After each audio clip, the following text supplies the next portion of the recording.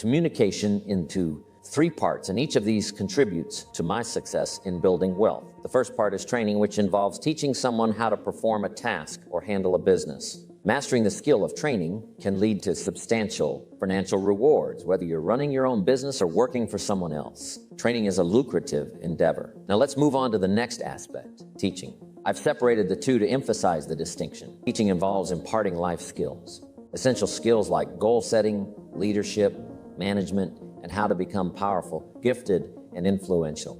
It encompasses teaching skills for fathers, mothers, and in my case, even grandfathers. Over the past 15 years, I've made it a goal to be one of the best grandfathers ever, continually practicing and refining my skills to make my grandchildren's lives extraordinary. Teaching extends to guiding people on how to be good parents, grandparents, and community leaders. It involves instructing ministers on effective teaching and using the gift of language to persuade. Therefore, encompasses both training and teaching, contributing to a holistic approach in developing essential life skills. The most impactful aspect of the gift of language lies in learning how to inspire. To inspire means a few simple things, and the first is helping people see a better version of themselves. While there are times when it's necessary to address mistakes and shortcomings, the goal is not to leave them in that state. Instead, use your language skills to guide them into the future, highlighting the person they can become by learning from past mistakes and developing new disciplines. When someone, especially a child, makes a mistake, it's crucial to address it. However, the key is not to dwell on the mistake, but to transport them into the future. Assist your children in envisioning tomorrow.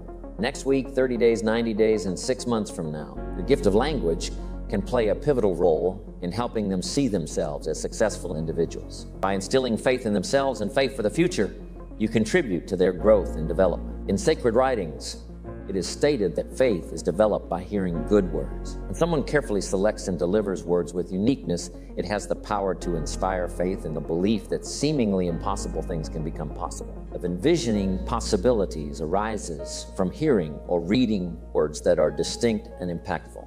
You may have heard the saying that words cannot replace action, which is true. However, it's equally important to recognize that action alone is not a substitute for words. While taking action is crucial, expressing thoughts through words is also necessary, even if your initial attempts at expression may feel clumsy. It's essential to start a better communication program, focusing on saying things in a more articulate manner. Enhancing the way you express yourself verbally contributes to more effective communication. Intensity plays a significant role in the emotional aspect of communication. Communication involves both words and emotions, and the combination of powerful words with strong emotions can have a profound impact. This combination has the potential to influence nations, guide people to change their paths, and establish ideologies. Examining historical figures like Hitler, Stalin, and Lenin, we can see the powerful effect of their emotional communication, despite the harmful consequences of their beliefs. While their intentions were wrong, their unwavering conviction and emotional intensity were undeniable. It's crucial to recognize that this emotional power can be harnessed for positive purposes as well as negative ones. Communication with emotional depth can be a force for good, inspiring positive change and establishing constructive ideologies. The impact of words can be compared to the difference between a single straight pin and an iron bar. Imagine words as small straight pins, like the ones you find in a new shirt. If I were to throw one of these pins at you, it might sting a bit, hitting your face or hand. That's the effect of my words, like a little pin. Now picture taking that same little straight pin and attaching it to the end of a long iron bar. If I were to swing the bar at you, the pin becomes a lot more powerful. In this analogy, the iron bar represents the emotion behind the words, while the pin symbolizes the words themselves. The combination of powerful words and intense emotions can have a much greater impact, akin to driving a pin through the heart. It's a metaphor to emphasize the strength and forcefulness that emotions add to words. Mastering conversation is an essential skill, and it's a craft worth investing time and effort in. Whether at home, in the marketplace, or in your career, effective communication serves as a valuable tool for success. The key lies in the combination of well-chosen words and measured emotion. It's not just about selecting the right words, it's equally important to gauge the appropriate level of emotion. In this craft of communication, the balance between powerful words and measured emotion is crucial. Applying too much emotion to a minor point can be overwhelming and counterproductive. It's about matching the intensity of emotion with the significance of the point being made. For instance, a powerful point deserves a proportionate level of emotion to make the message clear and impactful. It's important to avoid coming on too strong for minor issues, as this may be perceived as making a big deal out of a small matter. This holds true in various settings, including interactions with children who may rightly point out when something is being overly emphasized. Striking the right balance in communication is key to conveying messages effectively and avoiding unnecessary conflicts or misunderstandings.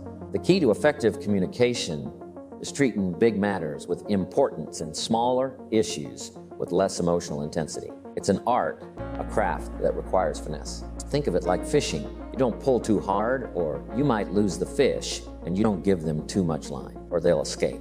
It's a delicate balance of pulling gently. In communication, it's about being strong but not overly forceful. Adjust your approach and emotional intensity based on the situation, ensuring it makes sense. Just like in fishing, it's about pulling easy when needed.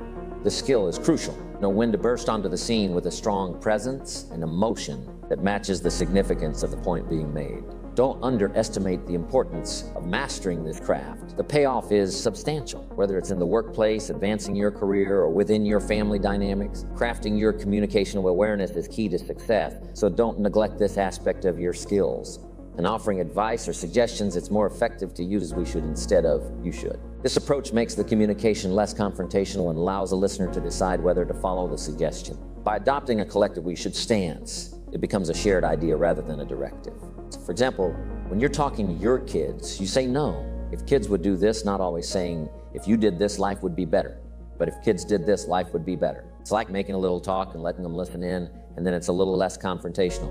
This technique, avoiding direct you-oughts, reduces tension and potential problems, creating a more open and collaborative atmosphere for communication. It's a subtle but effective way to convey suggestions without making the conversation confrontational. The next valuable tip is quite challenging, but highly effective. Read your audience. Whether you're addressing a child, conducting a training class, or delivering a sermon as a minister, it's crucial to not just speak well, but also gauge the impact you're having.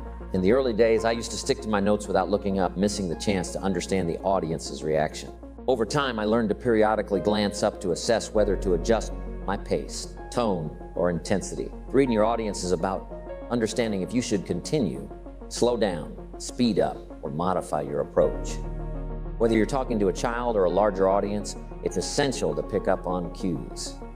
Should you emphasize more, hold back, or save certain points for later? This is challenging.